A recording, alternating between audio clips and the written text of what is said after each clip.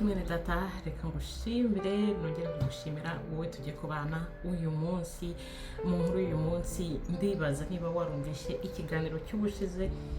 Ntabwo mu by'ukuri ugiye gutungurwa n'inkuru y'uyu munsi, ahubwo nibaza ko wamaze igihe nawe uri kuyitekerezaho wibaza, ariko se wamugani ndi umufana cyangwa ndi umwana w'Imana? Reka mvuge ngo nyandikira muri komenti nawe umbwire wasanze uri iki, wasanze uri umufana cyangwa wasanze uri umwana w'Imana. Ndabizi neza yuko ubaye warasanze uri umufana ntabwo wabyandika waba uzi yuko wenda abantu bari buguseke, ariko oya, reka tujye twisuzuma tumenye ngo bimeze bite mu buzima bwacu, ahubwo bidufashe gutera intambwe, tumenye ngo dukeneye kuva he, dukeneye kujya he. Kandi ukuri mu ndeke tujye tunafatanye gusenga, dusengerane, kuko Uwiteka yaravuze ngo turi mu isi amasengesho yacu agira akamaro. Umuntu akiri ku isi wamusengera, amasengesho yagira icyo akora, ariko yamaze kuva mu mubiri ntabwo wamusengera ngo hagire ikintu bitanga, nta kintu biba bivuze, amasengesho yawe bari gupfa ubusa. Rero reka tujye dusenga kandi dusengerane tukiri kuri iyi si. Nshuti mwene data, rero navuga ngo uri umufana cyangwa uri umwana w'Imana. Iyi nkuru ntabwo nshaka kwitindaho. Impamvu nashaka kwitindaho ni iki? Nuko irasobanutse, mu by'ukuri irumvikana, ahubwo njyewe nashatse kubiramburaho gato kugira ngo uwo wese nyine nawe arebe ahagaze hehe, kuko naravuze ngo iby'Imana impa kumenya icyo namenya ntabwo nshobora kukihererana, kuko nibaza ko iyo Imana iguhaye kugira ikintu umenya nyuma ntukibwira abandi, kuko rega tubereyeho kugira ngo tubwire abandi ibyiza byatuma bahindukira, ariko ntabashije kubivuga nzi ko Uwiteka yazabimbaza. Rero iyo mbivuze nkabitambutsa gutya nawe ukabyumva ntugire icyo ubikoresha, njyewe umwenda uba umvuyeho, ubwo umwenda uba usigaye kuri wowe. Reka ne kubatindira, uri umufana cyangwa uri umwana w'Imana? Kuba rero uri umufana w'Imana bishatse kuvuga iki? Urugero nshaka gutanga cyane, narabwiye ngo inkuru z'Uwiteka nkunda kuzigeranya n'ibyo bintu by'isi duhura nabyo muri iyi si bisanzwe, kugira ngo umuntu abyumve neza. Ibaze ufite umuhanzi ukunda, cyangwa se ufite umuntu w'umuyobozi runaka ukunda, kuko rega Yesu Kristo ni umusitari, Imana ni umusitari. Umusitari ni ikintu umuntu ubuzwi, ni umuntu uba waramenyekanye cyane, ubuzwi n'abantu benshi. Rero Imana ni umusitari, Yesu Kristo ni umusitari. Tuvuge rero uzimana uzimana uri wa muntu wiri kuvuga uti Imana ndayizi, yohereje umwana wayo ari we Yesu Kristo, araza arabambwa, aradupfira ku musaraba kugira ngo nyine nanjye nzabashe kubona ijuru nimwakira nk'umwami n'umukiza. Uzi indirimbo z'Imana, uzi indirimbo zihimbaza Imana. Ku cyumweru ujya gusenga, mu masengesho iyo banagutumiye mu masengesho yabonekamo, mbese Bibiliya urayisoma, yewe nta no kurusha kumenya Bibiliya. Iyo umuntu atangiye kukubwira ngo umva, nk'ubu ngeje rwose hari ukuntu nshobora kubwira umuntu ngo nzi imirongo iyi n'iyi, ariko ntabwo nzi ngo iherereye aha.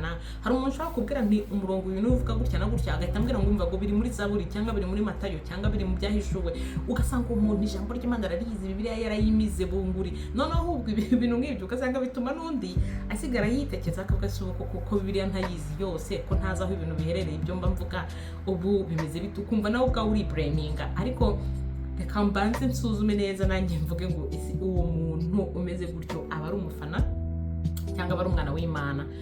Ese bitandukanira he ku mwana w'Imana no ku umufana? Mu by'ukuri ibintu umufana w'Imana aba afite n'umwana w'Imana aba abifite, ariko umufana w'Imana bitandukaniye hehe? Hari umurongo muri Bibiliya uvuga ngo aho Yesu Kristo yavuze ngo intama zanjye ngo ziranzi, ngo kandi nanjye ndazizi. Ubwo bivuga ngo rero iyo uri umwana w'Imana, Imana ibikuzi kandi nawe ubuzi Imana, kuko ni umubyeyi wawe, uba umuzi, ubuzi uko avuga, ubuzi ibyo ari byo byose ububizi. Ariko aho hantu icyo nshaka gutanga urugero, iyo uri umufana ni ukuvuga ngo uba utazi Imana, ntabwo ibikuzi mu by'ukuri, ariko wowe uyizi. Nk'urugero tuvuge nk'uko navugaga umuyobozi runaka, umuhanzi runaka, tuvuge nk'umuhanzi ashobora kugira gutya akaba afite indirimbo, izo ndirimbo urazizi, yewe zose urazizi, uraziririmba guhera ku gice cya mbere ukajya kuri refu, ukajya mbese yose ukayirangiza. Ubuzi imibereho ye, ubuzi wenda tuvuge amakonti afite Facebook, hose uba umuforowinga, uba umuzi, ukaba uzi niba afite umugore, ukaba uzi n'amazina y'umugore we, niba afite abana amazina ye urabazi, ibintu bye byose urabizi. Uzi ibyo akunda, uzi ibyo yanga, kubera wenda ama interview yagiye akora bitewe n'ibyo bagiye bamubaza, ukaba uzi ibintu byose. Yewe hari n'abasigara bafite utwo tuntu tw'udusitire tw'amagambo umuntu yagiye avuga bagasigara banadukoresha. Kubera iki? Kubera ko akuntu ukunda wa musitari, wa muntu ukomeye nyine. Tuvuge wenda njye kuvuga nko ku umuyobozi w'igihugu, ugasanga nyine abantu bose baramuzi, umugore baramuzi, abana be barabazi, aho atuye barahazi, ibintu byose ukamuzi, amagambo avuga ukaba uyazi, ukaba wayasubiramo. Ubwo rero urumva aho ngaho ni kimwe nyine nk'ibyo ndikubwira ngo ubaye uri umufana w'Uwiteka. Ariko iyo rero uri umufana umva aho biba bigoranye, ni uko nk'uko wenda tuvuge niba umuyobozi w'igihugu wowe umuzi cyangwa uwo muhanzi umuzi, iyo we hari ahantu muhuriye ntago akumenya. Uratangira ukamuhamagara no mu izina, ukamanika amaboko ugapepera kubera urukundo rwinshi mufitiye, kubera ukuntu umufana. Ariko we iyo urambuye amaboko umupepera ntago washobora kuvuga ngo Solange, Paul, kanaka, reka da, ntago bishoboka. Kubera iki? Ntago akuzi, ariko wowe uramuzi. Iki kintu mvuga ngo nzakivugaho cyane kumva nuko ari ibintu bisekeje, ndavuga ariko bana urakomeye. Ngaho ibaze rero, umuntu uramuzi, ni umusitari, uramuzi, ibyo byose urabizi, ariko we ntago akuzi. Wamuhamagara mu izina, wamuhamagara muri kimwe cyose, ariko we ntago akuzi.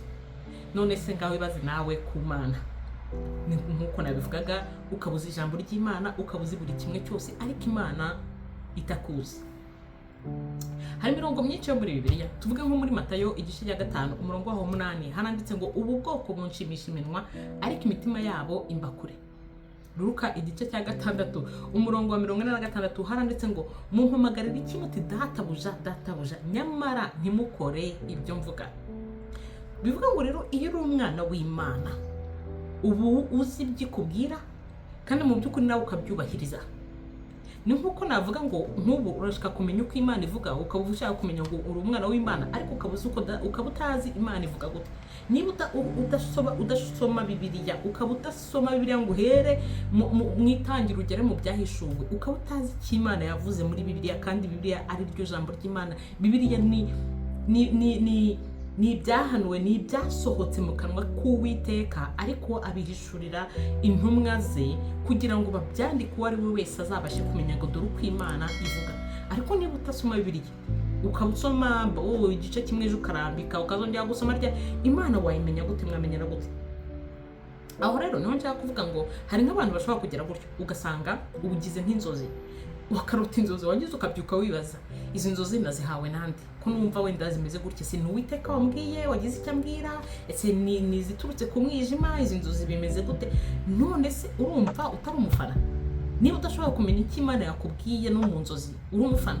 Niba ushobora kugira gutyo ukagira nk'ikintu cyiza, nk'ijwi riza mu bitekerezo byawe, kuko nigeze kuvuga no mu buryo bw'uburyo mwuka waravugamo, uburyo Uwiteka avugamo, niba ijwi riza ntubashe kumenya ngo iri ni Uwiteka umbwiye, iri jwi ni ry'Uwiteka, ntese ubwo urumva utari umufana? Nuvuga ngo Imana urayizi, ariko yo iyo ikuvugishije cyangwa igize ikiguha, ibashije kugira icyo kubwira, nta kintu umenya, kubera ko uyizi mbese uri umufana gusa, ariko yo ntago ikuzi, ntago mbese mufitanye nawe mu bantu mu by'ukuri. Iyo ivuze nyine ntago umenya ko ari ivuze, iyo ishatse kugira icyo ikubwira ntago bimenya.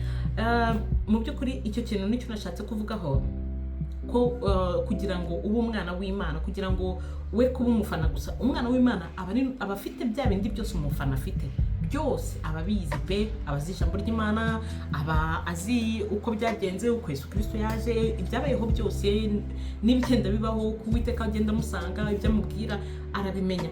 Ariko aho abatandukaniye n'umufana nuko n'Imana ibimuzi.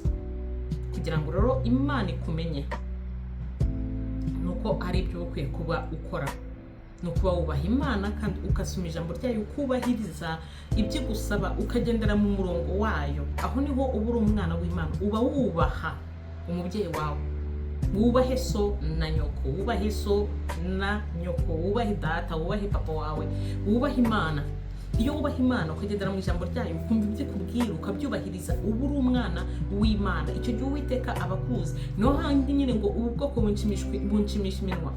Abafana baba bazi byinshi, baba bavuga amahoro, ariko ngo imitima yabo imbakure. Iyo uri umwana w'Imana rero umutima wawe uba uri hehe? Uba uri ku Uwiteka, uhora utekereza Uwiteka, uhora mbese niyo uhimbaza cyangwa uririmba indirimbo z'Uwiteka, ntabwo uziririmba kuko ushaka kwiyerekana cyangwa hari icyakorwa, ahubwo uziririmba kuko uba wumva uri kuba connecte n'Imana, uba wumva ko Uwiteka kuri hafi.